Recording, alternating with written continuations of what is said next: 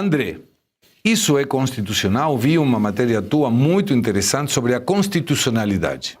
Mas antes, eu preciso fazer um registro. Não vai, não, pelo amor de Deus, eu já estou com medo. No chat, porque é incrível. Pô, a gente ficou meia hora falando o negócio dos Sóstenes, aí aparece um cara falando, vocês não vão falar dos Sóstenes? O pessoal chegou agora.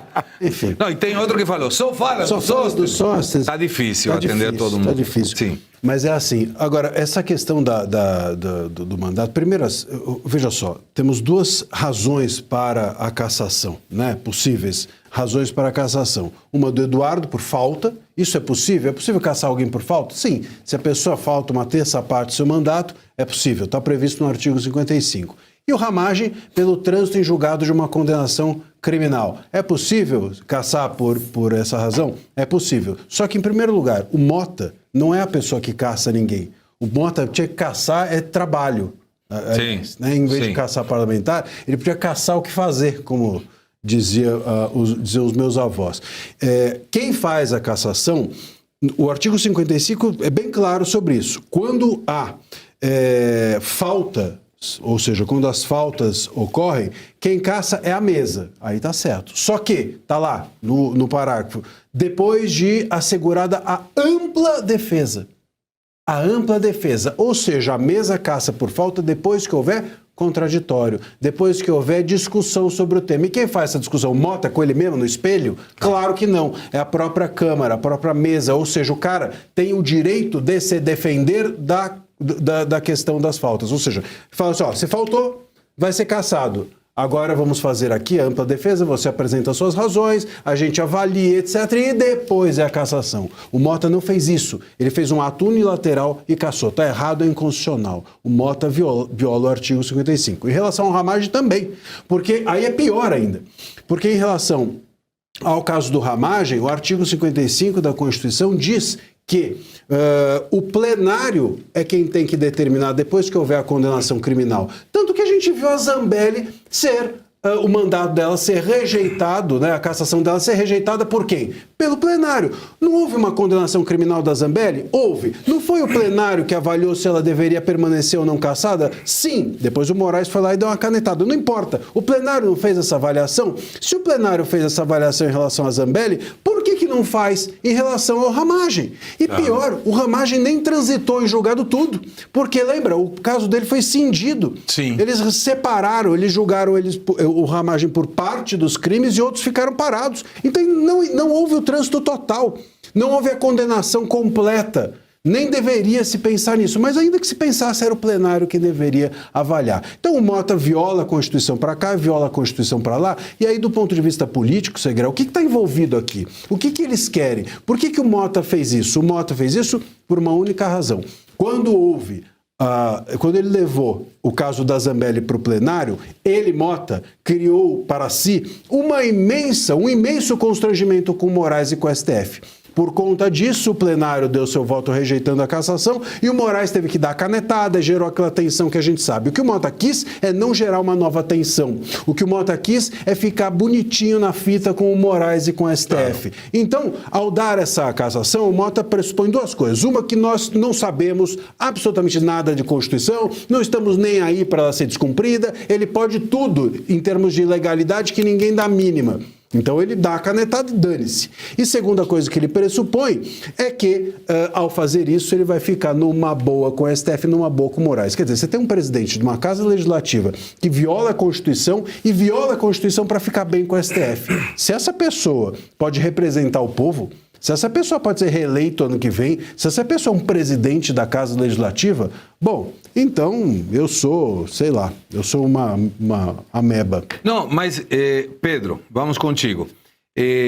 O Mota está se esforçando para ser pior que Severino Cavalcante, que foi o pior presidente da Câmara dos Deputados em muitos e muitos anos. E na época, eu lembro, alguém parou na frente do Severino e falou para ele, você é uma vergonha para isso aqui. Está faltando alguém que fale isso para Hugo Mota. Hugo Mota é um dos homens com mais baixa testosterona que eu já vi no Congresso Nacional. É um homem frouxo, né, ele é um presidente da casa. Ele é o homem que deveria colocar ordem, que falar pelos parlamentares, né, mostrar posicionamento, mostrar liderança, e a gente não vê nada disso. A gente vê realmente uma subserviência.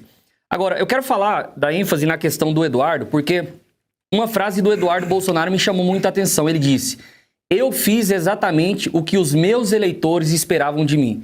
E essa é a coisa mais verdadeira que ele disse. Porque o Eduardo Bolsonaro, vale lembrar, ele é filho do Jair Bolsonaro.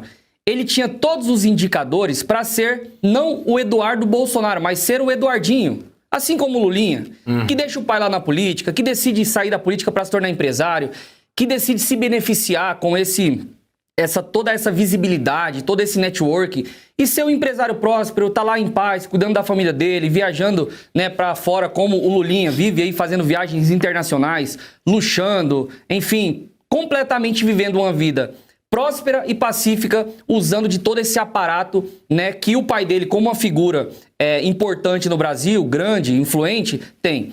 Eduardo Bolsonaro decidiu colocar o nome das urnas. Eduardo Bolsonaro decidiu enfrentar a guerra, e eu admiro principalmente pela luta, pela guerra cultural que ele promove no Brasil, né? Eu me lembro há muitos anos quando, em 2019, 2020, a gente começa a ver o Eduardo liderando esse movimento, ensinando coisas que as pessoas não faziam ideia. Eu me lembro um vídeo de Holodomor que ele falou muito importante, aquilo abriu a mente das pessoas para o que poderia acontecer no agro do Brasil se o MST continuar politizando a produção de alimentos. Então, sobretudo, ele está atendendo às expectativas do que o público, que os eleitores dele, lembrando, 1 milhão e tantos mil. Na primeira votação e 700 e poucos mil na segunda. Na segunda eleição. Porque ele pediu votos para outros. Isso, ele abriu mão também desse ego de ser o mais votado para apoiar outros candidatos ali, e foi exatamente o que aconteceu. Ele pulverizou um pouco desses votos. Então, lembrando, né, o sistema, como que ele faz, Segré? O judiciário, né, o próprio Hugo Mota, o que se fazem quando querem perseguir parlamentares da direita? Eles atropelam a Constituição para deixar você em cordas bambas e vão te colocando numa posição de ter que fazer algo que aí sim eles podem usar meios legais para te punir. Se não conseguem te punir por meios legais agora, vão tomar uma medida autoritária, vão te deixar ali totalmente sem saída para que então você cometa. É o que está acontecendo com o Eduardo Bolsonaro. Se o Eduardo, por exemplo, voltasse ao Brasil, quem é que não acredita que ele seria preso? Seria, claro. Então, ele ficou lá fora denunciando, assim como Guilherme Boulos foi lá para fora denunciar, assim como comitivas da esquerda, do PT, do PSOL, também foram lá para fora denunciar, ele tomou essa decisão. Foi uma decisão talvez das mais difíceis que ele teve que tomar na vida.